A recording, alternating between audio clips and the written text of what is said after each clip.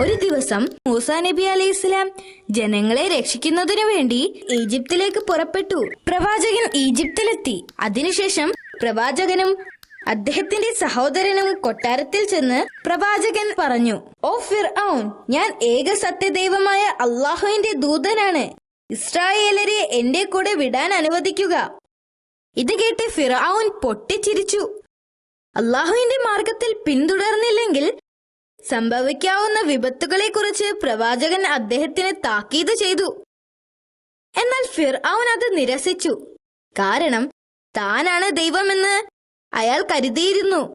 അള്ളാഹുവിന്റെ ദൂതനാണെന്ന് തെളിയിക്കുന്നതിനുള്ള വല്ല അടയാളം കാണിക്കാൻ ഫിർഔൻ ആവശ്യപ്പെട്ടു. ഉടനെ പ്രവാചകൻ തന്റെ കയ്യിലിരുന്ന വടി തറയിലിട്ടു. ആ വടി പെട്ടെന്നൊരു വലിയ പാമ്പായി മാറി. ഫിർഔൻ അടക്കം അവിടെ ഉണ്ടായിരുന്ന എല്ലാവരും ഒരു നിമിഷത്തേക്ക് അമ്പരന്നുപോയി. പിന്നീട് പ്രവാചകനെ പരിഹസിച്ചുകൊണ്ട് അദ്ദേഹം പറഞ്ഞു, "നീ കാണിച്ചതുപോലെയുള്ള ജാലവിദ്യ ചെയ്യുന്ന ജാലവിദ്യക്കാർ ഈജിപ്തിലുണ്ട്. മൂസാ നബി അലൈഹിസ്സലാം ചെയ്തതിനേക്കാൾ വലിയ ജാലവിദ്യ ചെയ്യുന്ന ആൾക്ക് വലിയ പാരിതോഷികം നൽകുന്നതാണ് എന്ന സന്ദേശം ഈജിപ്ത് മുഴുവനും അറിയിക്കാൻ ഫിർഔൻ സൈനികരോട് ആവശ്യപ്പെട്ടു." ഇതറിഞ്ഞ ജാലവിദ്യക്കാർ കൊട്ടാരത്തിലേക്ക് പുറപ്പെട്ടു. അങ്ങനെ മത്സരത്തിന്റെ ദിവസം വന്നെത്തി. കൊട്ടാരം മുഴുവനും ആളുകളെ കൊണ്ട് നിറഞ്ഞു. ജനങ്ങളെല്ലാം രാജാവിന്റെ കൂടെ നിന്നു. പ്രവാചകന്റെ ഭാഗത്ത് ആരുമില്ലായിരുന്നു. എന്നാൽ അദ്ദേഹത്തിന്റെ കൂടെ അല്ലാഹു സുബ്ഹാനഹു വ തആല ഉണ്ടായിരുന്നു. ജാലവിദ്യക്കാർ ഓരോരുത്തരായി അവരുടെ കയ്യിലുള്ള വടിയും കയറുമെല്ലാം തറയിലേക്കിട്ടു. അവർ ജാലവിദ്യയിലൂടെ എറിഞ്ഞ സാധനങ്ങൾ പാമ്പാക്കി. ആ പാമ്പുകൾ അവിടെ ഇഴഞ്ഞു നടന്നു.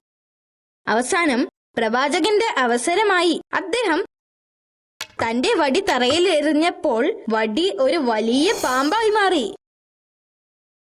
ആ പാമ്പ് മറ്റു പാമ്പുകളെല്ലാം വിഴുങ്ങി. പ്രവാചകൻ ആ പാമ്പിനെ കയ്യിലെടുത്തപ്പോൾ അത് വീണ്ടും വടിയായി മാറി. അവിടെയുണ്ടായിരുന്ന എല്ലാ ആളുകളും ഇത് കണ്ട് ഞെട്ടിപ്പോയി. അവർ പ്രവാചകനെ തുറിച്ചു നോക്കി. ജാലവിദ്യക്കാരടക്കം അവിടെയുണ്ടായിരുന്ന എല്ലാവർക്കും മനസ്സിലായി മൂസാ നബി അലൈഹിസ്സലാം ഒരു ജാലവിദ്യക്കാരനല്ലെന്ന്. മൂസാ നബിക്ക് വന്നിട്ടുള്ള ഈ ശക്തി മഹത്തായ എന്തോ ഒന്നിൽ നിന്ന് വന്നു ചേർന്നിട്ടുള്ളതാണെന്ന് അവർക്ക് മനസ്സിലായി. ജാലവിദ്യക്കാർ പ്രവാചകന്റെ മുൻപിൽ മുട്ടുകുത്തി നിന്ന് ക്ഷമാപണം നടത്തി. ഇത് കണ്ട ഫിർഔൻ കോപാകുലനായി. "നിങ്ങൾക്കെങ്ങനെ ഞാനല്ലാതെ മറ്റൊരു ദൈവത്തെ വിശ്വസിക്കാനാവും? നിങ്ങൾ ഇങ്ങനെ ചെയ്താൽ ഞാൻ നിങ്ങളെ കൈകാലുകൾ മുറിച്ച് നിങ്ങളെ കുരിശിലേറ്റും." ഫിർഔൻ പറഞ്ഞു, "നിങ്ങൾക്കിഷ്ടമുള്ളത് ചെയ്യാം. പക്ഷേ ഞങ്ങൾ നിങ്ങളുടെ ശിക്ഷയേക്കാൾ അള്ളാഹുവിന്റെ ശിക്ഷയെ ഭയപ്പെടുന്നു." ഒരാൾ മുന്നോട്ട് വന്നുകൊണ്ട് പറഞ്ഞു. താൻ പ്രശ്നത്തിലാണെന്ന് രാജാവ് തിരിച്ചറിഞ്ഞു. പ്രവാചകൻ ഇസ്രായേലരെ തന്റെ കൂടെ ഈജിപ്തിൽ നിന്നും മോചിപ്പിക്കണമെന്ന് ഒരിക്കൽ കൂടി ആവശ്യപ്പെട്ടു. ഇപ്പോഴും ഫിർഔൻ അതിന് സമ്മതിച്ചില്ല. അല്ലാഹു സുബ്ഹാനഹു വ തആല അദ്ദേഹത്തിന്റെ ശിക്ഷകൾ ഓരോന്നായി അയച്ചുകൊണ്ടേയിരുന്നു. ആദ്യം അല്ലാഹു സുബ്ഹാനഹു വ തആല അവർക്ക് വരൾച്ച നൽകി. അതോടെ വിളകളെല്ലാം നശിച്ചു. കന്നുകാലികൾ വെള്ളം കിട്ടാതെ ചത്തൊടുങ്ങി. രാജാവ് പ്രവാചകനെ വിളിച്ച് അദ്ദേഹത്തോട് പറഞ്ഞു, "ഈ വരൾച്ചയെ നിർത്താൻ സാധിച്ചാൽ ഇസ്രായേലരെ മോചിപ്പിക്കാമെന്ന് വാഗ്ദാനം നൽകി." പ്രവാചകൻ അള്ളാഹുവിനോട് വരൾച്ച മാറാൻ പ്രാർത്ഥിച്ചു. വരൾച്ച മാറി. മഴ പെയ്യാൻ തുടങ്ങി. മഴ ലഭിക്കാൻ തുടങ്ങിയപ്പോൾ ഫിർഔൻ തന്റെ വാഗ്ദാനം തെറ്റിച്ചു. ഇങ്ങനെ ശിക്ഷകൾ ഓരോന്നായി ഈജിപ്തിൽ വന്നുകൊണ്ടേയിരുന്നു. ഓരോ ദുരന്തങ്ങൾ വരുമ്പോഴും ഇസ്രായേലരെ മോചിപ്പിക്കാമെന്ന് വാക്ക് നൽകുകയും പ്രശ്നങ്ങൾ തീരുമ്പോൾ വാക്ക് മാറുകയും ചെയ്തു.